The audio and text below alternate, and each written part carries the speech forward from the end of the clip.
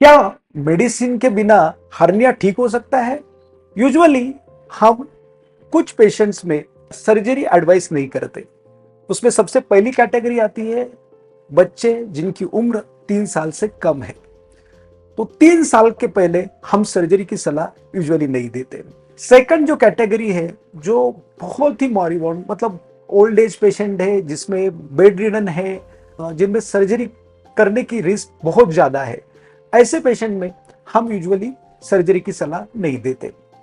ये छोड़ के बहुत ही छोटा हर्निया है, नॉर्मली फीमेल्स में अगर आप देखा जाएंगे तो प्रेगनेंसी के टाइम पे बेली बटन बाहर आता है, नाभि बाहर आती है और वो प्रेगनेंसी के बाद अंदर चली जाते हैं, बट हल्का सा डिफेक्ट रह जाता है।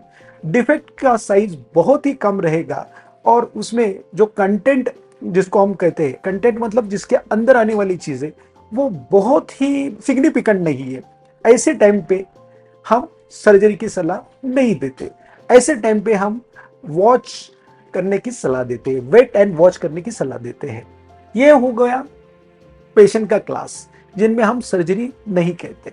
ये छोड़ के अगर आप देखेंगे तो मार्केट में होम रेमेडीज है, मेडिसिन है, जो यूजुअली गैस की मेडिसिन रहती है, पेट साफ करने की मेडिसिन रहती है।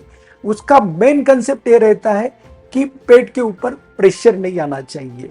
इंट्रा एब्डोमिनल प्रेशर जिसको हम कहते हैं, वो कम करने का काम करती है और इसके वजह से हर्निया बढ़ने के चांसेस कम होते हैं। बट ये सब जो रीजंस है, इससे टेम्पररी रिलीफ हो सकती है।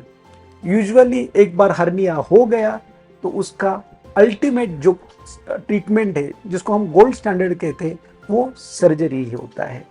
सर्जरी के बारे में और जानकारी के लिए आप हमें फॉलो कीजिए।